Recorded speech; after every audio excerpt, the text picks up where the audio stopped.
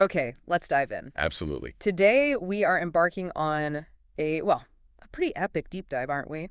Into Luo Guanzhong's The Romance of the Three Oh, Kingdoms. it's monumental. Truly one of the cornerstones of Chinese literature and, culture more broadly. It really is, and it plunges you right into this period of just incredible turbulence in Chinese history, right after the Han Dynasty started its long And a decline. dynasty that had lasted, what, over 400 years?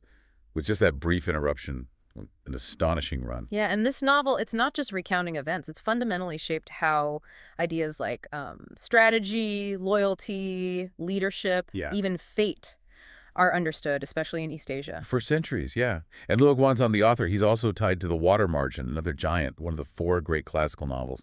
Yeah. So that gives you a sense of the scale we're dealing with here. It definitely does. Right. So our mission today, basically, is to take all this source material. We've got the summaries, excerpts, notes, character sketches, battle rundowns. Mm-hmm.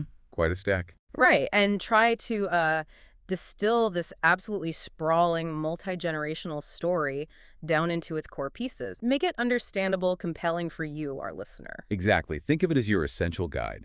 We want to unpack the main story, who the major players are, the conflicts that defined everything, and crucially, how it mixes actual history with, well, really dramatic storytelling. Yeah, sort of a shortcut to grasping this foundational text.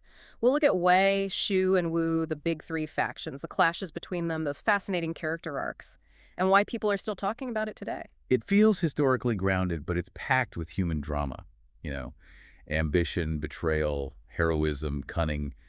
It's all in there. So where does a story this immense even kick off? Well, like many great epics, it starts with an ending. The decline and fall of the Han Dynasty. The Han, you mentioned 400 years. That's stability. They were seen as a kind of model dynasty, weren't they? Yeah, very much so. Both in actual history and kind of how the novel frames it.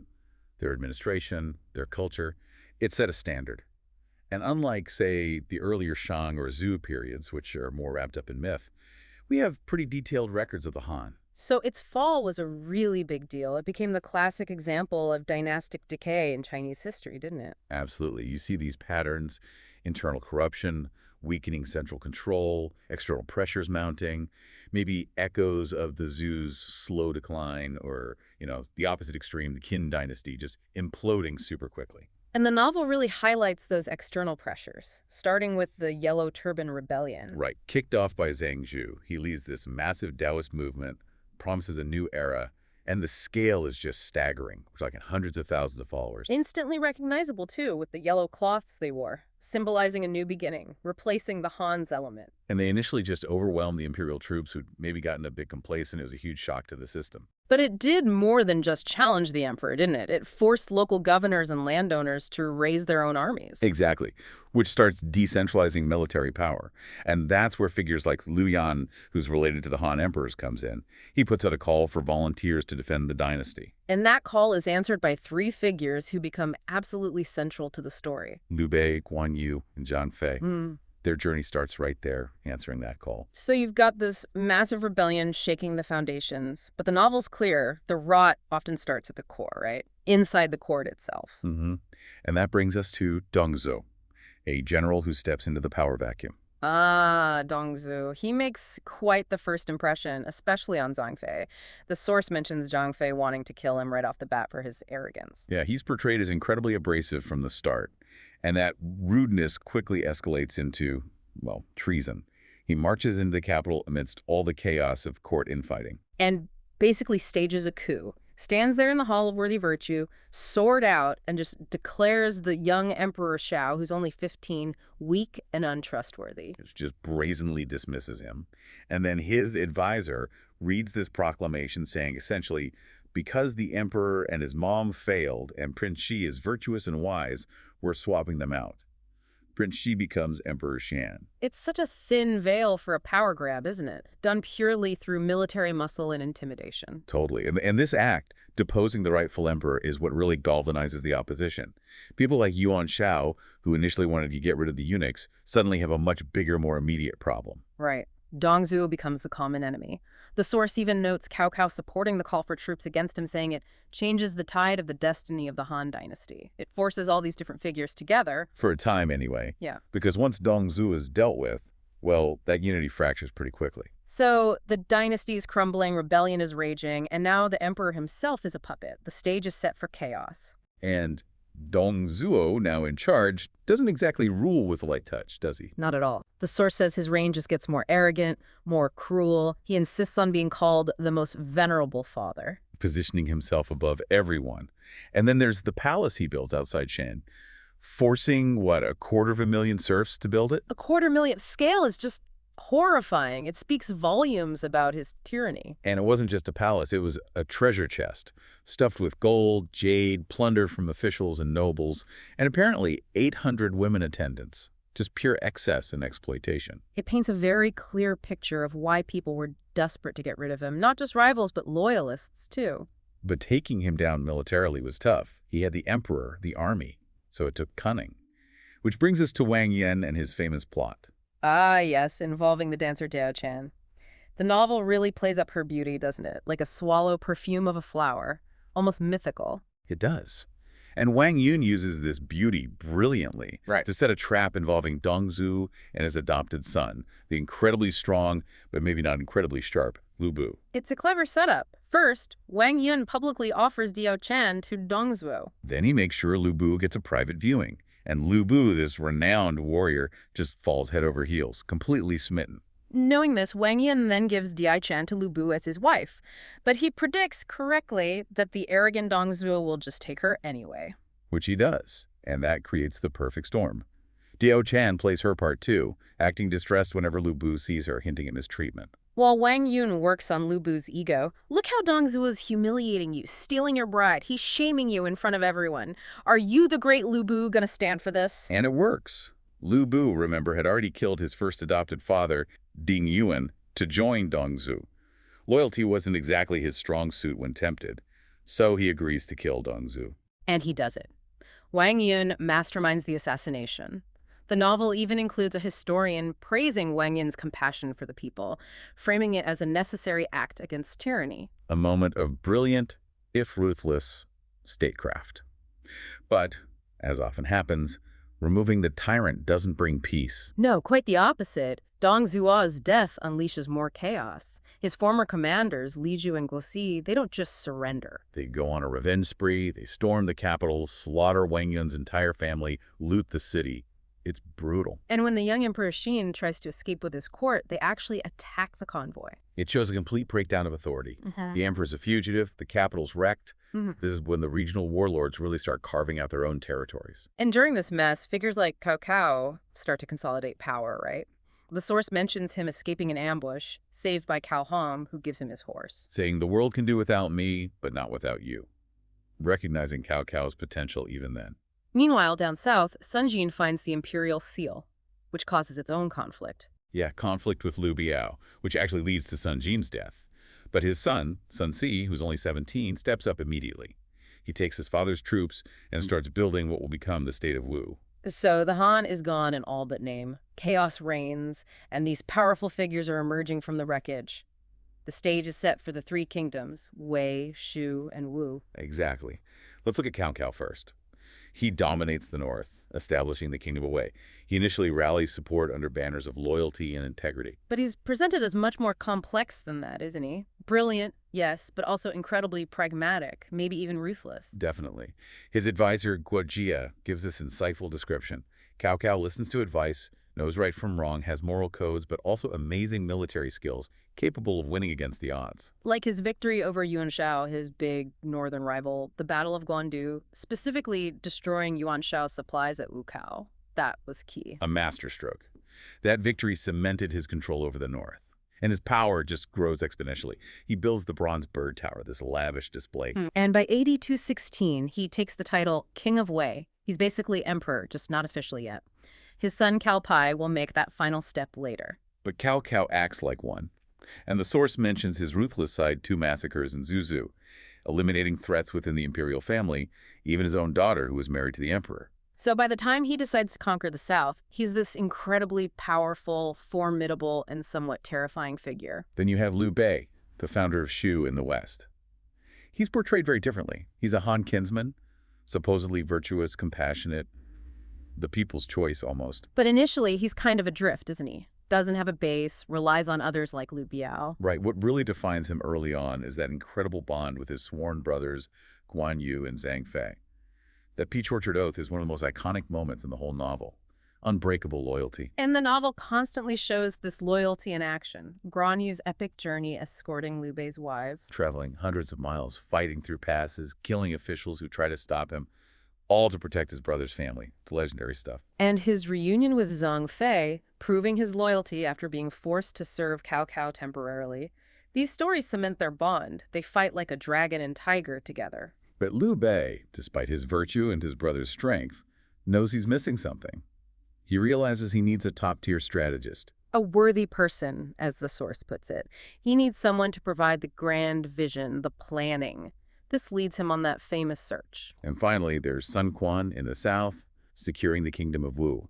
He builds on the foundation laid by his father Sun Jin and his older brother Sun Si. Sun Si was the charismatic conqueror, but he died young. Sun Quan takes over at just 17, around AD 200. And maybe Cao Cao underestimated him at first, thinking he wasn't as dynamic as Sun Si. But Sun Quan proves to be incredibly capable, a steady hand. He establishes Wu, using the Yangtze River, the Great River, as this massive natural defense. And he surrounds himself with talent, advisors and commanders like Zhu Yu, Lu Su. He governs effectively, defends his territory, and eventually in AD 229 declares himself Emperor of Wu. He accepts the three-way split as reality. Okay, so the board is set way in the north under Cao Cao, Shu taking shape in the west with Liu Bei, Wu secure in the south under Sun Quan. Now the game really escalates and it becomes an age of brilliant minds, the strategists. And the star strategist, the one everyone remembers, is Zhuge Liang, Kong Ming. Liu Bei's search for him is epic in itself. He hears about Kong Ming from others, like Sima Hui, who describes him as someone who can practically measure heaven and earth. Yeah, almost godlike intelligence. And Liu Bei's humility in seeking him out. The 3 visits to Kong Ming's cottage, going twice and finding him out, then waiting patiently the 3rd time while Kong Ming naps. It shows Liu Bei's determination, and when they finally meet, the description of Kong Ming, it's striking. Isn't it? Complexion like jade, the crane feather cloak, silk scarf. He looks like an immortal. It immediately establishes his mystique. And Kong Ming lays out the whole strategic vision for Liu Bei right there, doesn't he? Take Jingzhou first, then Shu province, build a base, and then challenge Wei. The Longsheng plan. And he immediately starts proving his worth. Early battles like Bowang, using fire traps against Cao Cao's forces. He shows he's not just talk. He understands strategy, people, how to anticipate rivals. Which brings us to his relationship with Zhao Yu, Wu's commander. Zhu Yu. Brilliant in his own right, the architect of Wu's defense at Red Cliffs. But the novel portrays him as deeply envious of Kong Ming.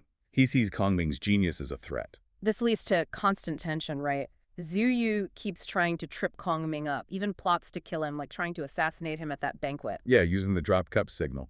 But Kong Ming always seems one step ahead. He anticipates Zhu Yu's plots and often turns them around, making Zhu Yu look foolish or even getting resources out of him, like the famous borrowing arrows incident. Where he uses the fog and Cao Cao's own archers to get 100,000 arrows Zhu Yu demanded. Zhu Yu must have been furious. Absolutely livid. The novel suggests this constant frustration and inability to outsmart Kong Ming actually contributes to Zhu Yu's early death. It literally makes him sick with rage. Yet, Kong Ming gives a respectful eulogy for him, acknowledging his talent. It's a complex rivalry. It is. Now, on the Wei side, Kong Ming's main long-term adversary becomes Sima Yi. He's a different breed of strategist. How so? Less flashy than Kong Ming or Zhu Yu. Much more cautious, patient. His great strength is strategic waiting. When Kong Ming launches his northern campaigns against Wei, Sima Yi often just advises holding back, letting Shu's supply lines stretch thin over the mountains. Knowing Shu can't sustain long campaigns far from home. Smart. Very. He understands logistics and attrition, and he manages to survive Kong Ming's traps. There's that famous incident in Gourd Valley where Kong Ming traps Sima Yi's army, sets a fire. And a sudden rainstorm saves Sima Yi. Fate intervening again. Or just incredible luck for Sima Yi. But it adds to the drama. And even after Kong Ming dies, Sima Yi is supposedly scared off by a wooden statue of him. That shows Kong Ming's psychological impact. Sima Yi's patience pays off politically too, doesn't it? He outlasts everyone and his family eventually takes over Wei. Exactly. Yeah. That's foreshadowed early on by Cao Cao's dream about 3 horses feeding from the same trough. The character for Sima sounds like horse. Wow. Okay, so we have these major strategists. Any others we should mention? Well, Jiang Wei becomes Kong Ming's successor in Shu. He was originally a Wei general who actually defeated Kong Ming initially, but Kong Ming won him over. Jiang Wei kept launching campaigns against Wei after Kong Ming's death. And on the Wei side, the ones who eventually conquer Shu. Deng Ai and Zhang Wei, Right. they lead the final invasion. So, yeah, it's not just about armies clashing. It's these brilliant minds constantly trying to outthink each other. Which plays out in some incredibly memorable conflicts and moments. We mentioned Guan Yu's journey. His loyalty test, basically. Okay. Escorting the wives, killing those officials of the 5 passes. Hmm. It defines him. And then the Battle of Red Cliffs, Chibi. That seems like the turning point. Absolutely pivotal. Cao Cao comes south with this enormous force, described as 1,000,000 strong, though probably, realistically, much less, but still huge. Maybe 200,000 effective troops. Against the much smaller alliance of Sun Quan and Liu Bei, maybe 50,000 combined. Something like that. The odds look impossible. Kong Ming is key here, both in getting the alliance together and with strategy, like getting those arrows. And the plan relies on deception, doesn't it? Pang Tong advising Cao Cao to chain his ships together. Making them stable for his northern soldiers, sure, but also making them a massive fire hazard. Which Huang Gai exploits with his fake defection, getting beaten publicly to sell the lie. That's commitment. It is. Then he sails his fire ships, loaded with flammable materials, right into Cao Cao's chained fleet. And the wind shifts just at the right moment. Kong Ming's magic or just perfect timing. The novel leaves it wonderfully ambiguous, but the result is devastation. Fire engulfs Cao Cao's fleet. Total chaos. His navy is destroyed. He's forced to retreat north. This loss prevents him from unifying China and guarantees the survival of Wu and gives Xi breathing room. The 3 kingdoms are cemented. And even during Cao Cao's retreat, there's that dramatic scene where Guan Yu intercepts him at Huarong Pass, but lets him go because of past kindnesses. Loyalty versus duty. Complex stuff. Guan Yu's own story ends tragically, though, despite his skills. He wins battles, like drowning 7 enemy forces using floods. And that incredible scene where Huatuo operates on his poisoned arm while he plays chess. Talk about stoic. But his pride gets the better of him, right? He underestimates Wu, makes errors, and Lu Meng outsmarts him. Yeah, he's captured and executed by Wu. A massive blow to Shu. It even leads Liu Bei to execute his own adopted son, Liu Feng, for not helping Guan Yu. And then Guan Yu's ghost starts appearing, adding that supernatural layer again. It haunts Cao Cao, appears to Liu Bei. Right, reinforcing his legendary status, almost deifying him. Meanwhile, Liu Bei presses on to take Shu, fulfilling Kong Ming's plan. Pang Tong helps initially, but dies. Zhang Fei advances. And Kong Ming later has his famous southern campaign against Meng Huo. The 7 captures, 7 releases, showing patience in winning hearts, not just battles.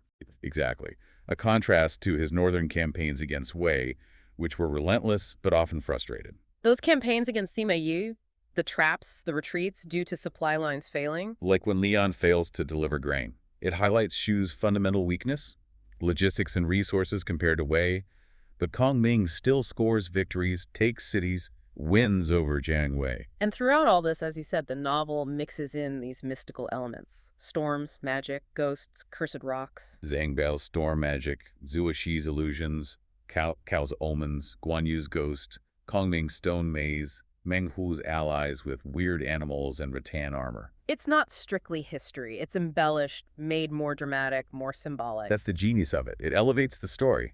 But even epics have an ending. The 3 Kingdoms period eventually winds down. After the main heroes pass away, Kong Ming works tirelessly for Shu after Liu Bei's death, right up until his own health fails. Yeah, he's trying to read his fate in the stars, knowing his time is short. His death is marked by a great star falls, a poignant moment. But he leaves plans behind, anticipating Wei Yan's rebellion, always thinking ahead. While in Wei, the Sima family is making its move. Sima Yi outmaneuvers Cao Shuang, takes control. His sons, Sima Shi and Sima Zhao, consolidate power. Setting the stage for Sima Yan to finally ditch the Cao emperors and declare the Jin dynasty in AD 265. The 3 horses finally take the trough. And Shu is the first kingdom to fall to this rising Jin power, technically still Wei at the moment of invasion. Zhonghui and Deng Ai lead the charge. Jiang Wei fights back, even tries that last desperate plot with Zhonghui to restore the Han. But it fails. Both Jiang Wei and Zhonghui die in the chaos. Deng Ai also gets caught up in the political fallout. The Shu emperor surrenders. Leaving only Wu, and its final ruler, Sun Hao, sounds like a disaster. Cruel, Tyrannical, incompetent. The source paints a grim picture. Heavy taxes, executions, ignoring good advice from people like Liu Kang. Wu decays from within. Making it ripe for the picking by Jin, Yang Hu sees the weakness. And convinces the Jin emperor to invade. In AD 280, Jin forces capture Sun Hao. The Three Kingdoms period is over. China is reunified, under the Jin. Wow, what a cycle. Empire falls, chaos, three states rise and fight, then reunification under a new dynasty. Which brings us to the legacy. Why does this story still resonate so powerfully? It's that blend of history and fiction, isn't it? It takes real events, real people, but heightens the drama, adds these memorable, sometimes fantastical elements. Exactly. It's not a textbook. It's an epic narrative designed to engage, to illustrate moral lessons, to stick with you. The poetry woven throughout, the dramatic dialogues. It's literature. And its cultural impact is just immense. You mentioned Liu Bei's tomb still being visited. These characters are more than just characters, they're archetypes. Liu Bei the virtuous, Cao the pragmatist, Guan Yu the loyal warrior, Kong Ming the genius. They pop up everywhere in discussions about leadership, ethics, strategy, in business, in games, in movies. And that underlying theme, the cyclical nature of history. Empires wax and wane, states cleave asunder and coalesce. The final poem captures it beautifully. Three kingdoms gone as if a dream. It adds this layer of philosophical reflection on top of all the action and intrigue. So wrapping this up, we've gone from the Han's collapse through the rise of Wei, Shu, and Wu, the legendary figures like Cao Cao, Liu Bei, Sun Quan, Kong Ming. Their triumphs, their tragedies. And the novel endures because it digs into these fundamental human themes: power, loyalty, ambition, strategy, fate versus free will. It holds a mirror up to the human condition. And maybe that final poem offers a challenging thought. But once they'd passed, what hope did he have, really? Referring to Liu Bei, hinting that even the best intentions, the greatest genius like Kong Ming, maybe they couldn't ultimately stop the tide of history. It's a powerful question, isn't it? It makes you wonder about agency in turbulent times. How much control do individuals, even great ones, really have over the grand sweep of events? Are we steering or are we just swept along? Definitely something for you, the listener, to ponder. Drawn right from the heart of this incredible epic. These stories from the past, they still ask us profound questions about our own lives, don't they?